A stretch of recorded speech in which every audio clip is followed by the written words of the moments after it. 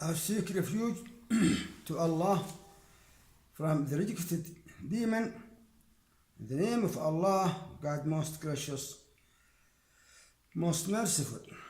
Today is the Friday, 31 May 2019. Episode number 476 under the title of Jesus is not the Messiah. We're gonna see here in this episode, as we did see in the past ones, that Jesus, this coming Messiah, being prophesied about him in the Old Testament, should build the Temple of Jerusalem, which he didn't do. When Jesus came, the temple was established, and after he resurrected or died, the Roman destroyed it. So,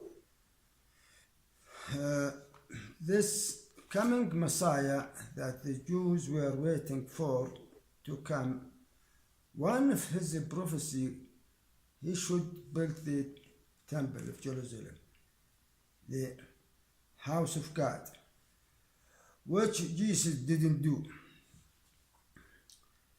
That's why the Jews reject Jesus and try to crucify him. If they crucified him, he deserved it, because he was false Messiah.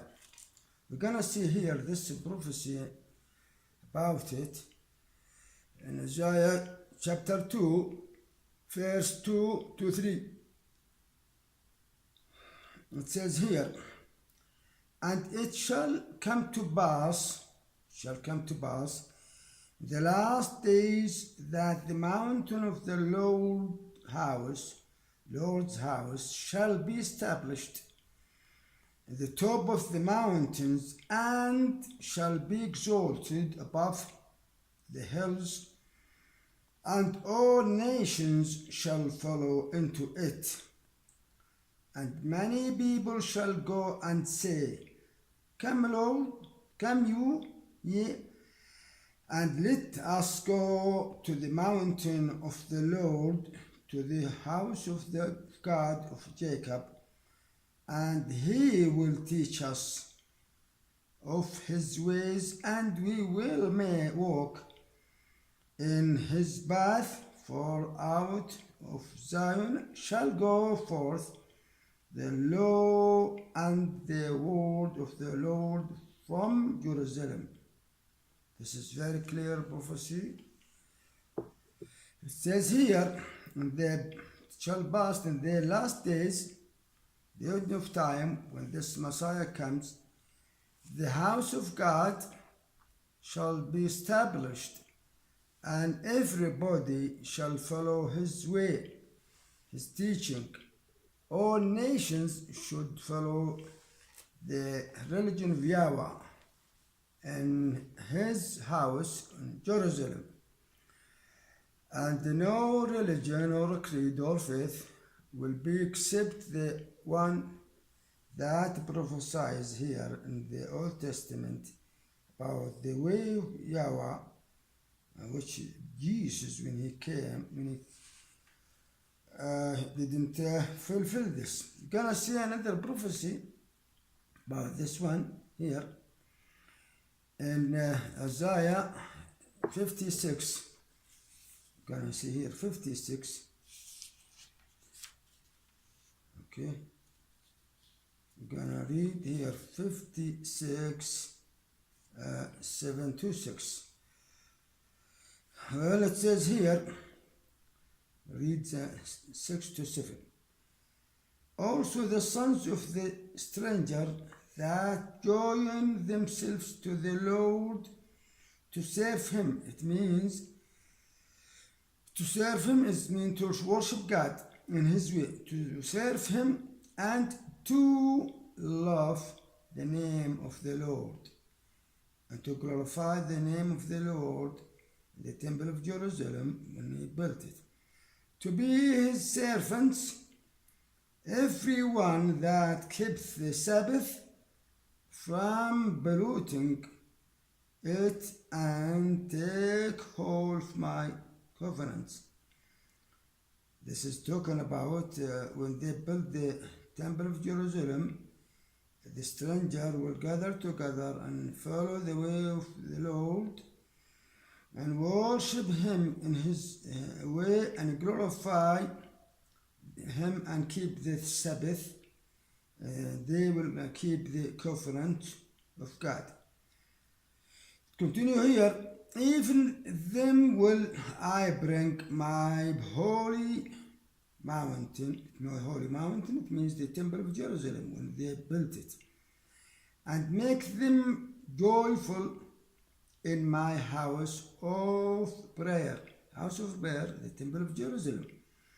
Their burnt offering and their sacrifice shall be accepted upon mine altar. It means in my altar, it means the house of God, it means the Temple of Jerusalem. For mine house shall be called the house of prayer for all people. House of prayer for all people, all nations. Everybody will follow, either Arabs or Eskimo or Portuguese or anybody. Everybody will follow. American, Central America, Australia, Asia, Europe, Arab, everybody, according to these prophecies. They will worship God and go to Jerusalem for this house, for the house of God. When when this coming Messiah come, He will establish the house of God, and everybody will follow His way, and no one will follow any religion except the way of Yahweh. We're gonna see here some hints about it. In Isaiah 60, we see, read chapter 7. Well, this is very, very important to know. It says that the folks of Kedar shall be gathered together into thee. The rams of Nebiah shall minister into thee. They shall come up with acceptance on my altar again and again. The God will accept them to worship Him in His way in the Temple of Jerusalem in His altar.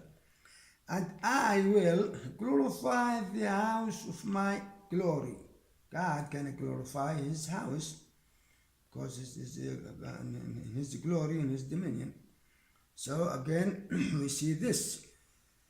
Let's see another one. Well, prophecies, lots of prophecies here. We're gonna see. Read 66, Isaiah 66:20.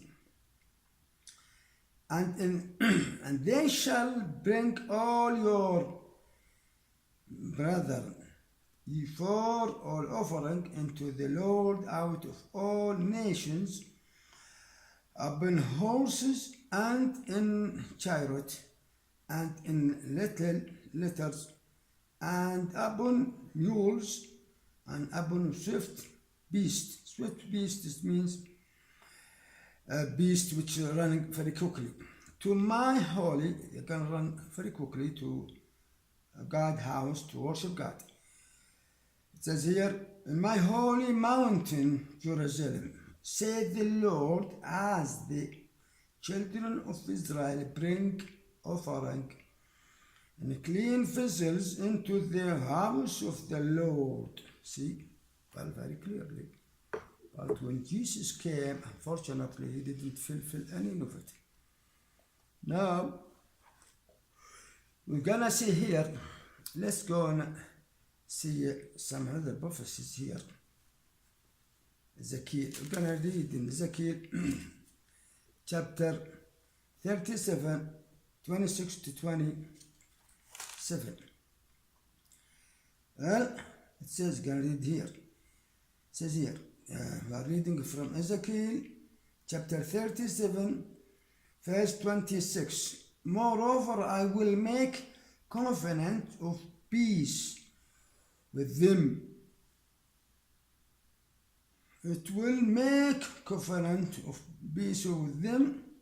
It shall be everlasting covenant. It means the last one, the last covenant of God with them, and I will bless them and multiply them. God make them more people, and will set my sanctuary in the midst of them forevermore.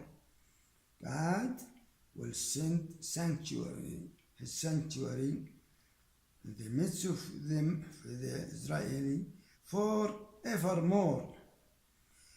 My tabernacle, you know, tabernacle is the tent of the gathering of the Jews. They call it the tabernacle. The tabernacle also shall be with them. You will be their God, and they shall be my people. I can read this again. My tabernacle also shall be with them, ye. The tabernacle, when they move, they got to move this tent of the gathering of the Jews. Wherever they move it with them. But here, it does say, it will be with them. The tabernacle shall be with them, ye. It means you. I will be their God, and they shall be my people. It means they will worship God in his way. When we move here to Ezekiel 40 to 43, it talk about very, very minor details about the Temple of Jerusalem, the dimension of it, how they made it, how the rooms gonna be, the measurement of the rooms, the doors gonna be, it's minor details. To talk about it in very, very minor details, and it's a physical temple. It's not spiritual as the Christians said, which they actually lie about it. We're gonna see here, Micah, we're gonna read the Micah 4, 6-4. Well, Micah here, it says here, we're gonna read Micah 1 to 4. I'm gonna read, but in the last days it shall come to pass that the mountain of the house of the Lord shall be established. My brothers and sisters, my guys, this is very, I need you to concentrate, please, on this prophecy, which is very, very clear. It's clearer than even the one in the Isaiah chapter 2, 2 to 3. But it says here very clearly, we are reading from Micah, which is 4, 1 to 4 actually. But in the last days it shall come to pass that this mountain of the house of the Lord shall be established. Established means built. In the top of the mountains, and it shall be exalted above the hills, and people shall follow into it. And many nations shall come and say, Lord, and to the house of God, of Jacob, and he will teach us his ways, and we will walk in his path, for the law shall go forth of Zion, and the word and the Lord from Jerusalem. And he shall joy and he shall judge among many people. It means when they're gonna judge people according to the law of Yahweh. Very, very clearly. When they're gonna judge people according to the way of the Lord. And many nations shall come and says, okay, we're gonna finish this one, and shall judge among many people. It means the law for all nations shall be the law of God. Many people, land, rebuke, and they're gonna judge them and rebuke them. Strong nations, fair. Says here, my brother and sister, I'm gonna explain this. Maybe you cannot follow this text, concentrated one. And he shall judge among many people, and rebuke strong nations, fair off, and they shall beat their sword into plowshares. It talks about the peaceful kingdom. When this coming Messiah come, he shall establish the altar, the temple of Jerusalem, house of God, and then gonna be a peace. This peace gonna be for the whole global. And it says here, then judgment, then everybody here will make their sword into plowshares, and their spears into burn hooks. It means they will no more fighting, no more guns, no more swords or spears, no. Okay? Nation shall not lift up a sword against nation. There is no sword against any nation. There is no fighting. There is no war. Neither shall they learn war anymore. They shall not learn how to fight, learn about war anymore, about fighting, because it's going to be peaceful kingdom. You know, the leopard will be with the calves, and you know, the gazelle will be with the cheetah, and the buffalo will be with the lions. You know, it's going to be peaceful kingdom. So that's the way it should happen. And then the last day, but unfortunately, when Jesus came, he didn't fulfill this. It didn't happen. But they shall sit every man under his vine. You know, they will sit under the trees, and they enjoy themselves peaceful. No one will find them. And under his fig tree, and none shall make them afraid, for the mouth of the Lord of hosts has spoken it.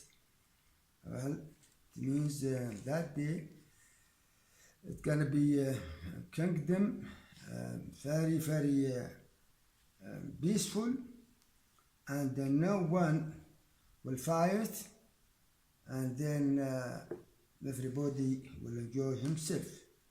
We're gonna see here in Ezekiel, Zechariah 14, 20 to 21. It's gonna be the last one.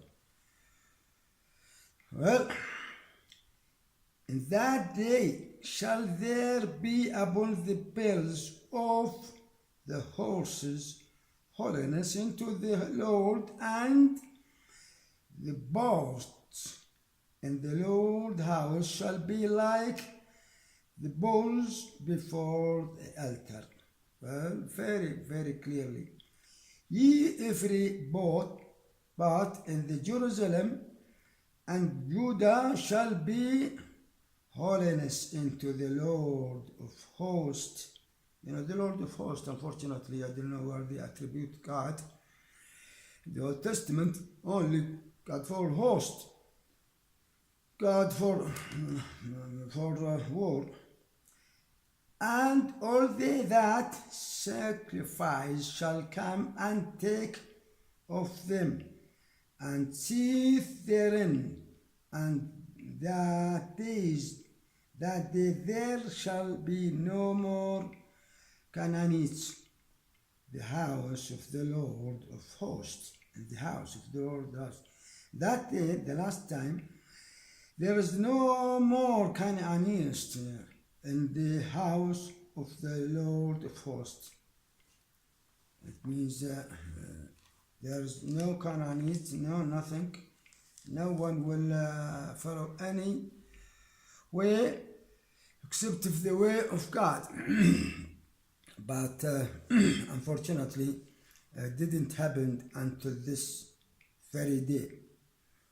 Jews still waiting for this Messiah, and though when Jesus came, well, some of the Jews follow him, but when they discovered that he did not fulfill all fulfillment, they ran away from him. They abandoned him.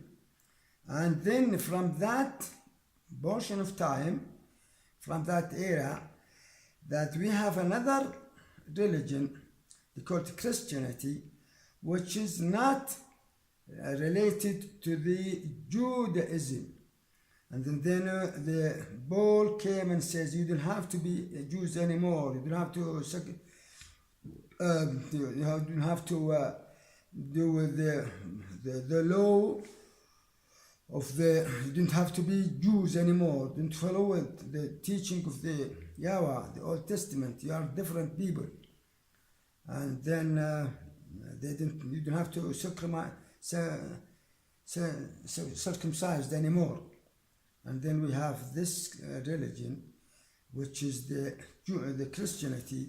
It's accept every nations, though the Jesus came exclusively, the new Messiah, the coming Messiah, he should be for the Jews only, and everybody should follow the Jews' religion. But this coming Jesus, he didn't fulfill the fulfillment that what Jesus, the Jews tried to crucify him, and I think they kill him in the cross. They hanging him in the cross and nail him to the cross, and because he was, according to the Old Testament, false and imposture Messiah. And then the Jews in the first, the disciples follow him, because he fulfills some, they think he performed miracles, and then they have been deceived about him, and when they discover he's not the one Jews were waiting for, then they have to choose either to follow the teaching of Yahweh, the Old Testament, or take another way. And that way, what they did, they took another way. And Paul came and he said, you don't have to be Jews anymore. Choose another religion. This is your religion for you. You are Christian. You don't have to do anything from the Old Testament teaching. And then we have this Christianity in our day and time, which no one can accept unless he's a lunatic or psychiatric. I'm saying this is plainly, though I respect people, but I will have to say this very clearly.